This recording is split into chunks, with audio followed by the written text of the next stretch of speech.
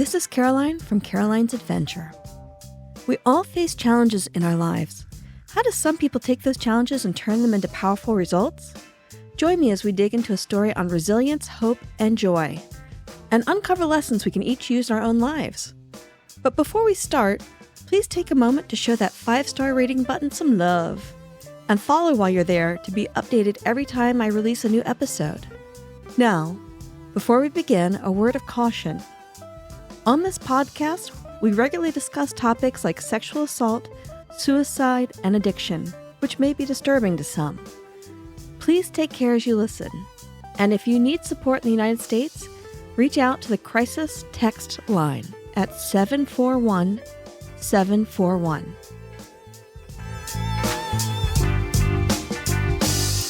Well, thank you so much, Gina Schuh, for joining us today. One of the cool things about Gina is that she brings humor to sensitive issues. And I love that because I find that lots of times, especially when it comes to differently abled people are so delicate and ginger with how they talk about any topic. And so I love the humor that you bring, but also the realness and you bring a real sense of purpose to educating people about what it's like to live in a world that's not really built around your needs. And so I'd love for you to tell us your story a little bit. Oh, definitely. So I actually grew up in a farming community in California. My dad is a farmer still, and I worked the farm growing up and everything. And all I ever wanted to do was be a chef. And I ended up going to culinary school. I broke my neck while I was in culinary school. And so now I'm a full-time wheelchair user. And so I actually am technically a quadriplegic, even though it's funny, a lot of people will argue with me because they're like, you move your arms. I do have paralysis in all 4 limbs. I actually have no fine motor use and no tricep use, so I can't straighten my arm from here, but I got biceps.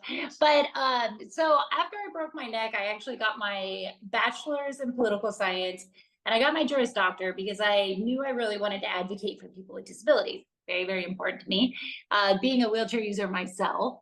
And that was now, I can't believe it, but it's going to be almost 21 years ago that I was injured. So, and if anyone knows me at all, they know me now for my shenanigans on Instagram, at my handle, oops, I broke my neck, where everyone's like, what? I really love dark humor, and I really like to joke about my disability, and I like to own it. I actually am not embarrassed of my disability. Do I hate being disabled? Absolutely. But am I proud of the accomplishments that I have reached being disabled? Very much so. That's awesome. And I love that. One of the things I'm very open about is I had an accident going on 11 years ago, I think. And I was hit by a driver from behind while I was walking. Did major damage. I had to relearn how to walk. I've had a ton of surgeries in my head and neck. I now have chronic migraines from it, which I never had before. Yeah. I've had 6 nerve strips in the back of my head. And people always talk about the fact that I don't show it or they would never know it to see me. And what I find is that everybody's got their challenge. The reason why my challenges resonate with people is that everybody's got something that they're carrying. And Okay. I love people that openly own it and let it be something that pushes their life for better. And I Oh, yeah. see that with you. Oh yeah, I own it. I think anyone who knows me, they're like, they see my vehicle and my license plate that's cripple. I mean, and listen, I can say that. The funny thing is people really get offended by that. And I'm like, that's the point, kind of, but it's also starts the dialogue. There's not a lot of discussions for people with disabilities and in the world of like politics or, education or things like that. A lot of times it's kind of candy coated or not real. Yeah. And I think that's what I really strive to offer is just kind of a window into the life of a quadriplegic, but also inspire other new injuries to be healthier, to be happier, to chase their dreams, their goals. There are a lot of things that people with disabilities are told that they can't do. They're lied to often because they are an uneducated group because they don't have access to education. So a lot of times they get taken advantage of, and I see it happen so often. So it's something that I like, I'm like, wait a minute, I don't like this. And, it's just not, there's no justice in what happens to people with disabilities. So I think for me, it's restoring that we're humans and we deserve basic human rights. Like, that's where I come from. So but I want to do it where it's palatable for able-bodied people too, because the problem is we're so segregated. Like you were saying, people are so afraid to talk about it. And I think one of the things is in my Instagram is like, I say the things that you're afraid to say. So it really Yeah. opens the door, they're Yeah. like, oh, she just said that. So I think that's why it's a little palatable. I have a lot of able-bodied followers, and that really means a lot to me that people care. That's so important to me. It really matters, because you never know when you'll end up with a disability or a loved one with a disability. Yes. And Like, yeah, you're so right that making it a common part of conversation, because anytime we see people that are different in any way, shape, or form, it makes us curious. I mean, yes, I know personally, anytime I see anybody that's got scars or they're moving differently, you're like, I wonder what's going on there. But you never know exactly how to start the conversation or if to start the conversation. Do yes, I ignore it? Do I engage?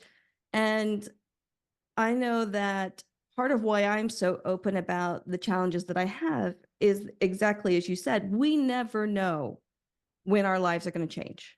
And it is so capricious, and it is so just one moment your life's going this direction and then something changes and it takes a totally different direction, and you don't realize how many different approaches there are to the world until you're in that world. Learning how oh, to navigate a highly ableist society when I was learning how to walk. yes. Simple things like the handicap buttons to open doors. And the door would open and it doesn't give you enough time to get from the button through the door before it starts to close again. And I'm like, Yeah. and I'm like I mean, doing this like, if there is a button, that's yeah, the thing. yes, Oftentimes I'm having to pull a door that's 15 pounds heavier than ADA regulations, that's kind of the case. I have found access, depending on location, obviously is a big thing too. But yes, dealing with accessibility is something, I live in Arizona and luckily it's a wonderfully accessible state. I am very lucky, but even still, there are buildings that I cannot get into, and there are buildings that are completely out of ADA regulations. And still, businesses get approved with all high seating. So it's funny to see that there's still so many issues, even though the ADA has been around for 30 years. But yeah, it's funny you say that. I think that's what people don't really recognize. When they look at being in the wheelchair, they think the struggle is, oh, you can't walk. Well, the struggle is the world is not accessible. I can get from one room to the next probably faster than my able-bodied counterparts. Being in the chair necessarily isn't the hindrance, it's the circumstances around her, the structural barriers and whatnot, like you're referencing. And it is disheartening for a lot of people, but I do see it as a challenge that can be fixed. And we are working towards a much more accessible society, which I couldn't be more grateful for, honestly. But it is about, education and putting it out there. When I was a brand new injury 21 years ago, I didn't know anything about being a quadriplegic. This life, I was like, what? Wheelchair users? There was a guy, gosh, there was a guy in my church growing up and he was a quadriplegic. I never knew. I always thought he was special. Okay. No, you just a jerk. But, I didn't know. And then I broke my neck and everyone's like, oh, you're this day's injury. And I was like, am I going to turn into that? That's how much I knew about spinal cord injuries. I didn't realize that we were all independent little snowflakes and every single one of us is an individual. yep. So it's very funny that, my world was pretty cloistered. Well, I think all of us are. You never really understand the path that someone's walking down until you are on that path yourself. And Yeah. it's part of why conversations like this are so helpful to people who don't have someone in their life that is challenged, because it's having that awareness until you are pushed into it. Sometimes it totally goes over your head.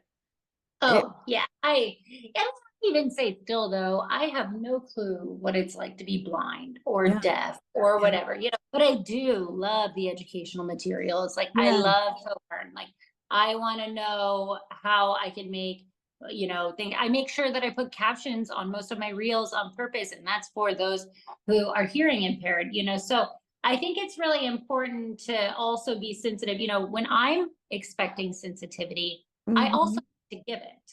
You know, I That's so think true. too, it's about the perspective that you have. It's those inner thoughts, those inner ableist thoughts that a lot of people with disabilities have to deal with that holds them back, that you're a burden, you're not worthy, you are, this, you're that, these very negative thoughts. And also society oftentimes, will hide the chair, or not want to put, we don't see disability in media.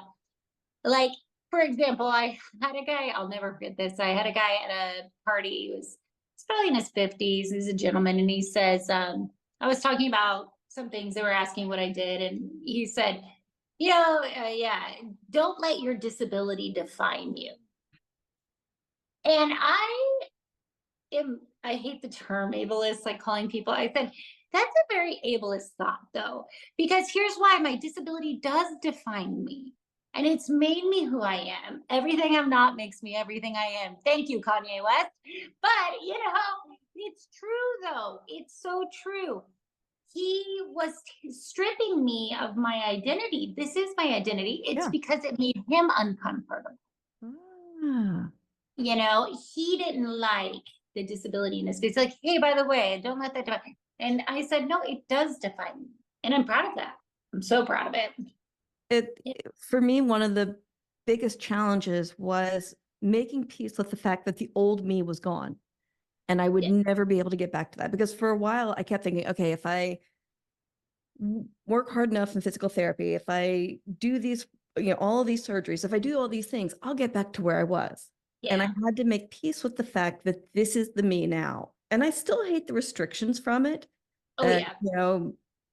I hate the fact that for the life of me, I can no longer keep track of numbers. So dates, times, dollar amounts, there's just something in my brain.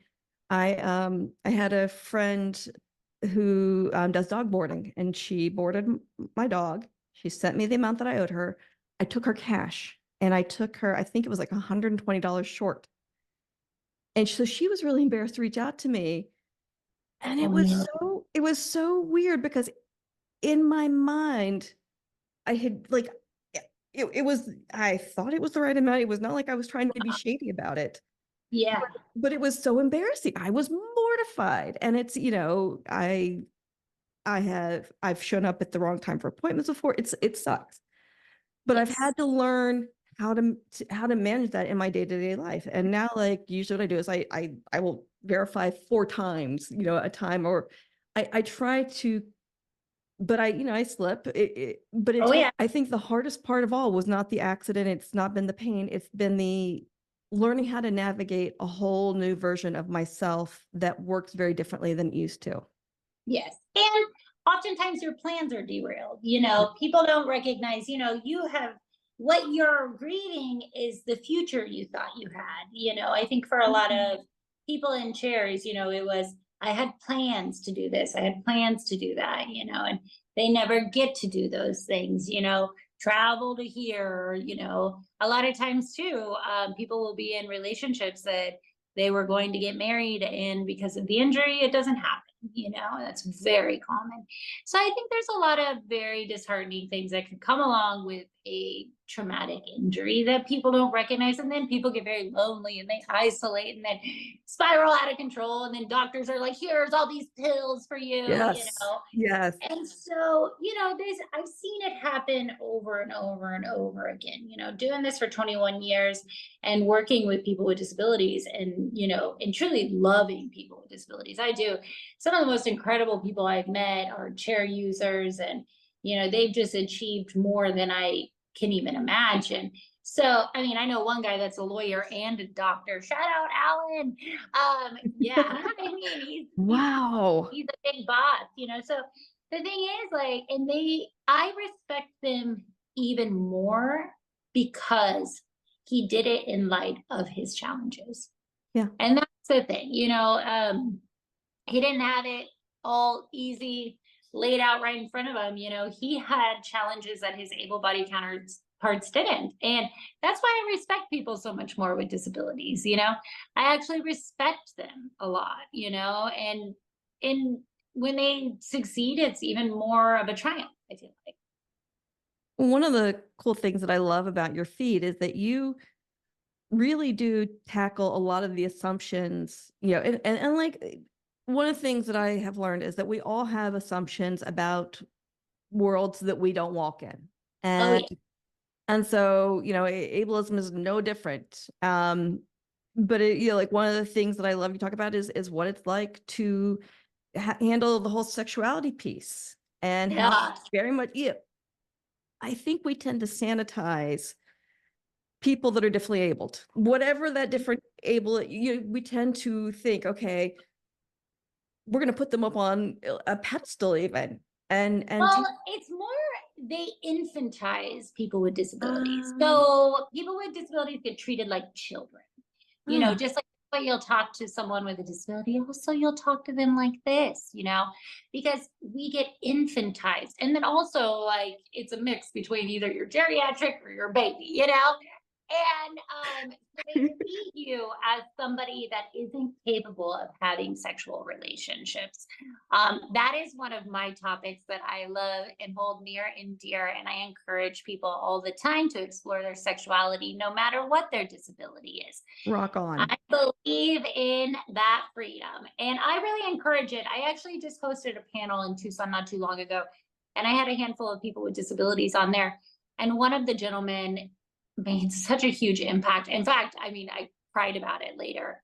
But he was someone who had been disabled his whole life. And he had told me how, when he was a child, because he was disabled and visibly disabled, people didn't want to hold him because they were afraid he was going to break, they were going to break him.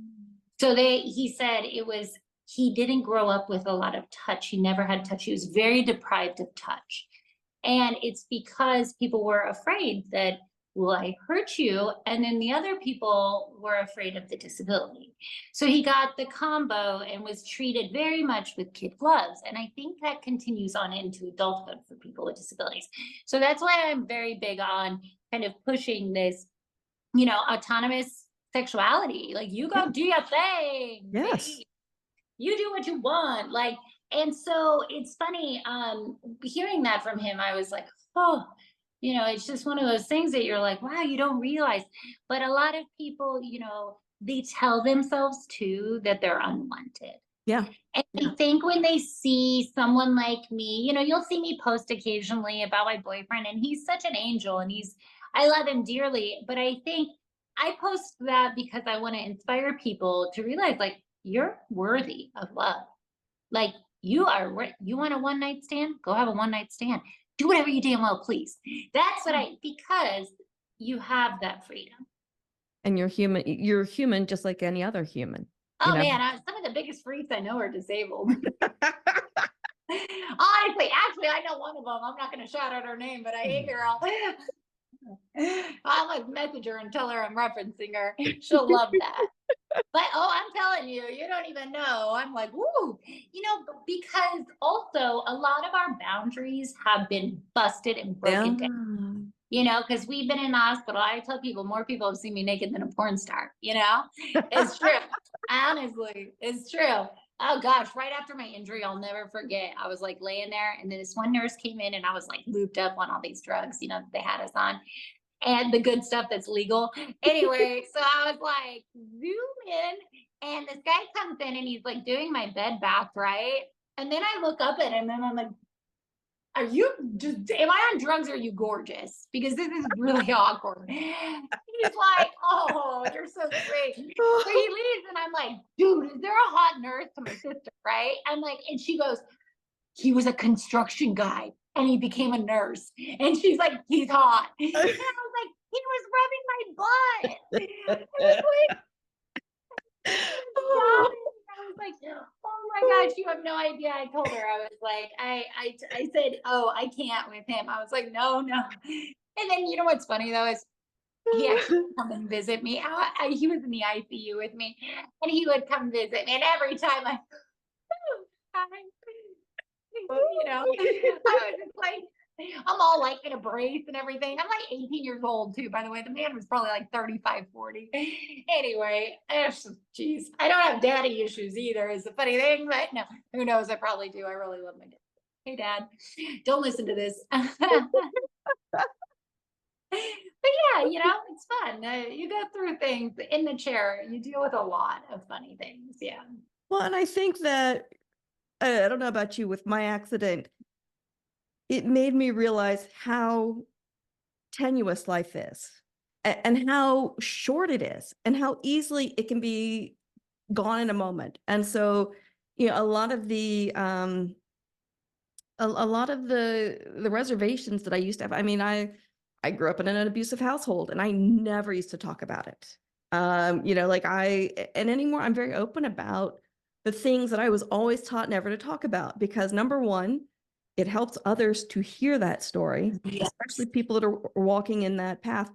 Yep. But number two, who gives a shit if someone judges me? That's a them issue. That has nothing to do with me. 100%. 100%. And so I would imagine that going through a spinal injury or anything along those lines, there's a girl with Down syndrome who has done a series of commercials, and I love because she challenges all those.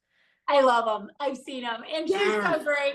She's like, I'm gonna say wonderful. I'm like, oh, yes, yes, and I'm like, I love that, because like I learned so much in a, I don't know, 30-second clip, 1-minute clip, however long it was. I learned so much from that because she instantly, I was like, oh my God, I do have these assumptions and yes. I never thought about it, but she's right. You know, it's our unspoken biases that are limiting her access. And it was such a beautiful, powerful way to educate people. It was beautiful. And you know, one thing that people also have to recognize, you know, that people with disabilities haven't been integrated into the school system until, you know, pretty recently. There was always that special needs class that they were off on the side, you know, they were never part of things. We're just now getting to the point where kids have IEPs, they're integrated into regular classrooms. We are going to see a beautiful growth for people with disabilities that we're not even anticipating, because we have brought them all together, able-bodied and disabled people. That's where we get a change. Like you say, education, we're learning, you know, and I want people, when they look at my stuff, I want them to laugh and feel like it's not this sad, heartbreaking, pity-filled video. I'm like, no, I want you to look at me and be like, dang, I want to hang with that girl. Yeah. You know, like that's what I want you to be like, let's have a glass of wine together. You Yeah. know? Yeah. And that's what I think is so important too, is just the goals that one sets for themselves in the chair. You know, it really isn't in anyone, you know, it really isn't everything around you. It is you, you know, Yes. it is you. So I deal with, you know, a range of people with disabilities, and a lot of them struggle, you know, to find purpose. And I think the biggest thing, so like people ask me, they're like, you know, how are you so happy? And I'm like, you know what makes me happy? Giving back, doing charity, like little things like that. To me, like there's a lot of stuff I will not post on that I love to do for people, because it genuinely brings me joy that I am able to help someone. It gives me worth. It gives me purpose. You know, I tell people when they're sad, they come to me, I say, they're like, I just don't know what to do. I go volunteer. Yes. Get outside. I say the same thing. I say the same thing. It's because it gives you perspective. When you go, you know, I've got friends that I used to go see, you know, sure, I'm a quadriplegic and I need care and I have all these, you know, things happen, sure. But I am in my own home. Like I'm able to still paint, as you can see. I'm still able to drive. I am able to eat whatever I want, you know, and drink a good whiskey. I have friends that are in these assisted living facilities, and they're lucky if they get someone to come in after calling for someone for an hour. You know, And when I go and volunteer or I go take them things and I go spend time with them, I leave there. Yes, I'm sad that they're going through that, but I am so grateful for what I have. Yeah. Yeah. And I mean, even in the situation that's good, giving is always such a rewarding Oh, experience, yeah. giving of any kind. And it can be any kind of giving of time. But it always feels so good to make someone else's life better. Oh, I love it. Like I honestly, that's my happy place. Like I really, when I see someone, when someone says like, thank you so much, like that really helped me. I had this one girl get a hold of me and she's like, I started driving because of you. And I was like, "Ah, what?" She's like, yeah, you did that post. And then I realized, she goes, I went and took the test and now I'm driving. And I thought, that young woman has newfound independence, all because of one dumb little post I did. It wasn't me, it was her, it was in her. It's just pointing out to people. I think my stuff resonates with people because they can apply it to themselves, Yes. and they go, minute, well, if she can do that, I can do that too. And I think that's a big thing. And I also question everything. As you know, I'm always like, that's not true. Good for you though, because that's the Yeah. thing. We get sold this bill of goods. I don't care what your life looks like. You have all these limitations that you put on yourself because of the world that we're raised in. Yep. And it's not until you start dismantling those beliefs that you realize I am so much more than I ever realized. Oh, yeah. You know, I like Oh, yeah. I always say, like, I would not wish my accident back again. I wouldn't wish my abusive upbringing back again. I wouldn't wish it on anybody, but I'm grateful that I went through it because at this point in time, I know for a matter of fact that I'm a million feet tall and bulletproof. Yeah. I can and I know that I've got amazing things in me and that I can make a huge difference in the world. Oh, And yes. I don't need permission from anybody. Oh, yeah. Yeah, that's a funny thing. I totally agree, actually. And I joke around that I'm a ball buster, but and it's because I've kind of had to be, I really had to be assertive with this injury.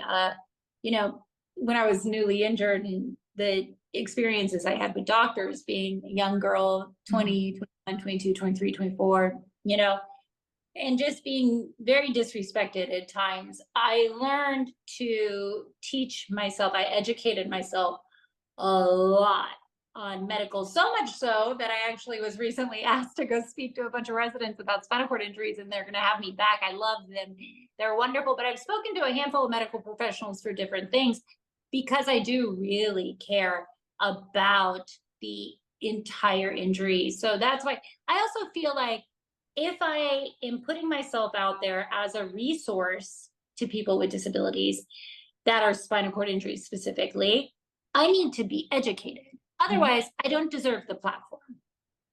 Simple as that. Yeah, I mean, I think that the fact that you have the courage to speak up shows that you deserve the platform. I That's think it's very, wonderful that you're educating yourself, but the fact that you have the courage to put yourself out there shows that you belong here and that what you're doing is needed. So, it's funny when you say courage. I'm like, well, but the funny thing is, like, you're right, putting yourself out there, as you know, on social media, you deal with a lot of criticism. yes. Yeah. Very much so. Yeah. It's the great irony of social media. Anytime I know someone who's undergoing growth, I warn them ahead of time. You know, things going viral, it is a hell of a ride. It is incredibly fun. It's amazing to see these huge upticks in numbers. But the other thing you will get is a huge uptick in criticism. Yes. And the first time I had something go viral, it was, first it was like, woohoo, check that out, another 1,000 followers just, and then the negativity kicked in. And it was, as a full grown woman, it was overwhelming. I can't imagine a teenager or someone who's young or impressionable going through that experience because I had to really stop and take the time to process it and say, okay, number one, am I the one that's out of touch here? Okay. Number two, are they legit people or Bots it's too. exactly what it is. And what I realized is that the bots know that when they post negativity, the chances of me as the content creator responding are high. but then others will pile on, and the more inflammatory what they say is, the more engagement is driven. And And so I love it. I'm like, come on and talk trash. I love them. They're my favorite. I'm not gonna lie. I don't think I've ever. I mean, I personally have had the anxiety of when things go viral and you're just so overwhelmed. Like yes. I'm like, oh my gosh, now I have to, you're like dance monkey dance, Mhm. like you feel that need to keep performing. But the other thing is, I've had some pretty crazy things said to me. And it's not very often. Like I look at that like I really do let it go. Those people, like, I'm like, damn, you're so miserable. Like I look at that, like I'm just like, whoa. I had one guy on my Facebook who's a wheelchair user.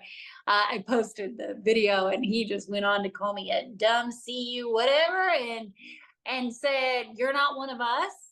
Like, and he's like, "How can a wheelchair user have money?" And I'm like, "What?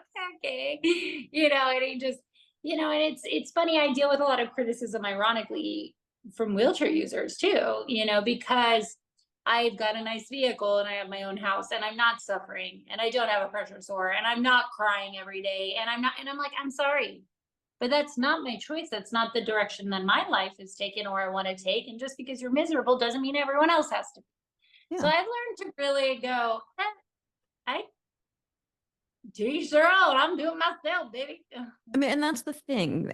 People hate to see other people rise. It's really, especially interestingly enough, the people that are closest to you lots of times hate to see you go through the evolution of growth, and that's tough, and that can Oh, be it is. really. I've definitely lost some Yeah, friendships, yeah, because there's some snarky comments and things like that. And I'm just like, okay, I don't think that's necessary. And I'm one of those people, like, I don't have to fill my time with humans because my inner monologue in my head is fine. I can have a whole damn conversation with myself. Trust me. Like, I don't care. I'm like, I'll sit here and paint for hours and yeah, hours. That's my therapy. But um I think it's funny. I think people think they get to you so much more than they do. And yeah, yeah. I love it. I'm like, come on, trolls, keep going. Engagement rate. Pew, pew, pew, pew. And sometimes, anymore, I've gone through different iterations of how I handle it. Like I went through I would engage them, and like, because they are always so stupid. Like it's dumb. And at this point in time, I just block and delete. I'm like, I am not even going to waste the energy on you. But it still sometimes will kind of. I'm Creep in not. there. Yes, it will You're definitely. not alone. You're not alone. I talked to a handful of women who are social media influencers, and we've already dealt with so much criticism as women, not just from other women, but towards ourselves, because Yeah, we've learned that from society. And it's so interesting to see how, when we look at you on the outside and we're like, wow, you powerful, and every single one of them, they're incredible women who have a great sense of foundation. They're confident. They're carrying themselves with strength, but it still hurts. yeah, Sometimes some of these things, what people don't understand is like, you can be the strongest person in the world, but your feelings are still hurt. I get treated like I have a cognitive disability a lot of times, just because people see my wheelchair and they're like, oh, I've been grateful to social media. If I didn't have yeah. the social media, I wouldn't have been able to do that. Yeah, yeah, it can be an incredibly valuable tool. When I first started social media, it was after my accident. My marriage was in a really rough place. I thought, you know what, I'm broken, I'm unattractive. No one will ever want me again, and that's okay. You know what? I'm going to make all these changes. My relationship with my parents was falling apart, and originally what started off as a place just to track my life, because with my accident it also messed up, I lost big chunks of my memory. Like it just jumbled things up, and so Yeah. I originally started off my feed tracking my everyday life, just so that if it ever happened again, I had breadcrumbs to rebuild those Built. memories from. Yeah. Yeah. um and Wow. then when people started following it was like, this is wild. And as it started growing and growing, people always ask me like, well, how do you come up with ideas for content? I'm like, dude, it's literally just documenting my life. Like, it is still my everyday documenting my life. It's easy for me to come up with content because I'm living life. Like that's it. It's nothing, fancy or cool. Yep. Um, but it has been for me incredibly reaffirming to realize that I am interesting and I am attractive, Oh, yeah. and that all those assumptions that I had made about myself weren't true.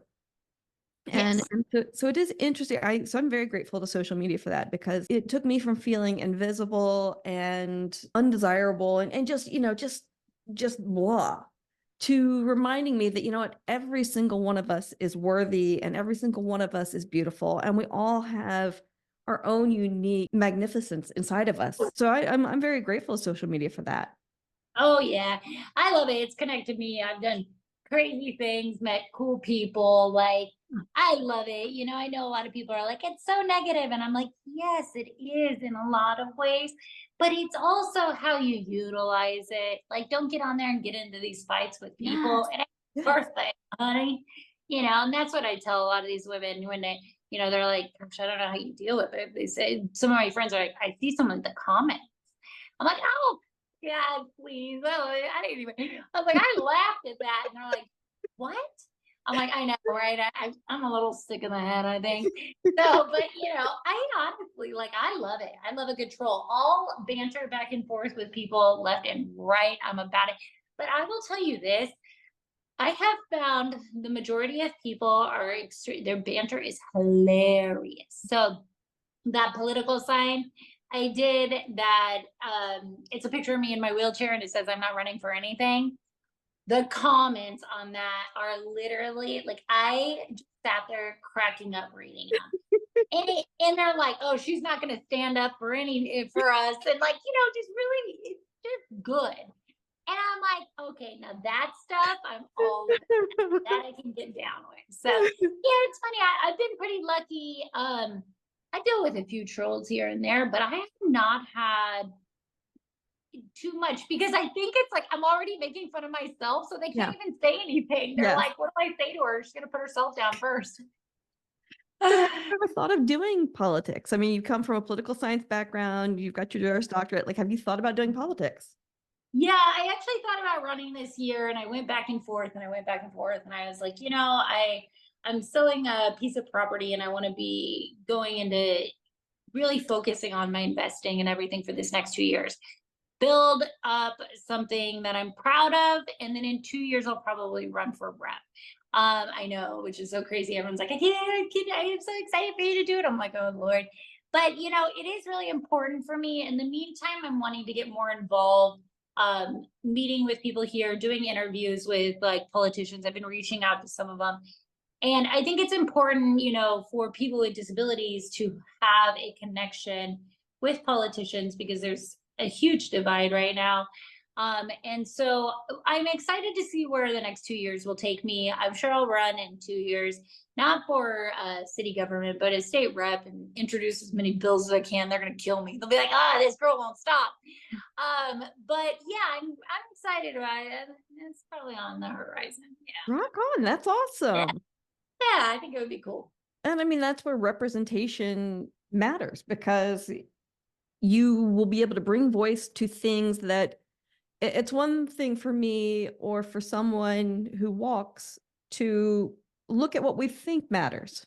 But Yes. until until you're walking with a cane and can't move faster than a shuffle, you don't really think You don't about put the it impact. together. Yeah. Exactly, or the fact that the damn ramps are always much further away. And that, So it's so, much. yes, like, It's funny. come I on. I have a lot of moms who, like, first time moms who are like starting to push strollers, and they're like, how do you get around World Market? Like, and I'm like, you don't, but they're like, there's places that are just like really challenging. And it's funny because new moms with strollers, they always talk to me. Oh my gosh, I can't get it right. I'm like cracking up because I'm like, it's true. Actually, you're totally right. So yeah, it's not until you're in it do you Yeah. recognize, and I think it's very good too for people to see, my disability is so visible. When I come in the room, you don't look at my face, you look at my wheelchair. Mm. And I think and then they look at my legs, then they look at my face. But it's like, the thing is, I think it's really important for people to see the representation, Yeah. even though it's just, even without me even saying anything, Yeah. seeing someone in there in a wheelchair, you're like, huh, Yeah. okay, Because I yeah. know that because all of my stuff is invisible, it doesn't carry the same resonance. It just doesn't. What's so crazy to me is you're right. And I always say your mental health can disable you more than your physical health. Yeah. And I know most people, it wasn't until I had a caregiver that had some very serious mental health issues that I realized what an issue, and I even had my own, stigmas about it. And it is a great thing that people do talk about it, and like they share their stories. I think a lot of people don't recognize the inner struggle that goes on and can go on. It's funny though, because I do talk about disabled parking a lot, and I'm always like talking about how using parking incorrectly and stuff, and people always bitch at me. You hate people with invisible disabilities. I'm like, no, I don't. Like every time I'm like, I've got it. I'm like, oh, I didn't even say anything about that. It's so funny. I get ripped a new one. But I'm there for it. Put myself out there. That's awesome. I mean, and it is just being the catalyst for the discussion brings change. And that's huge because it's hard sometimes to be a catalyst. It's real hard. Well, because people shoot the messenger. Yeah. Having the guts to stand up and be the one sounding the alarm, so to speak, it can be exhausting, powerful, and it's important, but it can also be exhausting. Because your job's never done. Yeah. Never. Well, and I think people forget that there's a person behind having the courage to speak up. It's one thing to pull together the guts to put it out there, but then it's a whole other thing to have like that negativity flow back at you. And it's like, no, I'm speaking up for both myself and anyone else out there who doesn't feel strong enough to have a voice. And you can silence me, but realize that in silencing me, you're silencing all these other people that don't feel empowered enough yet to speak out. Yeah. Oh yes. And like there's something that people with disabilities like are the driving situation going on right now, when you're talking about speaking up. I'm even like, I've got a vehicle with hand controls. I'm not even worried about. But what's going on is they're telling people that they have to do this super expensive schooling or they won't install it. Well, super expensive, thousands of dollars. And it's actually not required. There's no regulatory agency that says that. So I've been sharing with people like ways that they can like get around it. And I don't make them very happy when I do that. I'll tell you that. The people with the schools. So I know, but I think it's important. I wish I had known before I went and spent thousands of dollars on driving. Well, and it ends up really requiring people to pay for that in addition to the hand controls and any, it ends up debilitating. Yeah. It's a huge barrier. Yeah. Yeah. It's absolutely a barrier. And I think it's a disgusting thing, but we won't get into that. I've got my opinion on that. Predatorial much. But anyway. Yeah. Well, then that's interesting. Yeah, it is. It is. But anyway, yeah. That's the life. Well, very cool. So is there anything that you would like to touch on before we wrap things up? Any last thoughts that you want to leave us with? Any last thoughts? Don't take disabled parking illegally. No, support your local disabled artisans, support your local disabled artists, support your local disabled business owners, support your local disabled, whatever they are. If they're trying, they got to hustle, support it. If they've got Instagrams, share it, like it, comment. If you really want to support disabled people, that's how you do it. Rock on. I love that. And that's very true. We look at it in other groups of minorities, the importance that support makes, but I don't know that I've ever really thought about specifically looking for artists, for example, with disabilities and specifically supporting them. That's awesome. Yes. So please do, everyone. So before we go, I know you already mentioned your Instagram handle, but give it to us one more time. Oops, I broke my neck. And it is hilarious. As I said, when I first saw it, I was like, I sat and just went through post after post. I was like, oh, all these different things that made me stop and think. So thank you. I appreciate what you're doing. I appreciate you giving us the time today. I appreciate you giving me this platform. Thank you for inviting me. I really do. It's kind of been an amazing opportunity that I did not expect to ever have. But I'm absolutely loving it. And I love sharing the voices of people who are out there doing cool things. So thank you so much. Heck yeah. Oh, thank you so much. Have a wonderful day. You too, girl. I'll talk to you later. All right. Bye.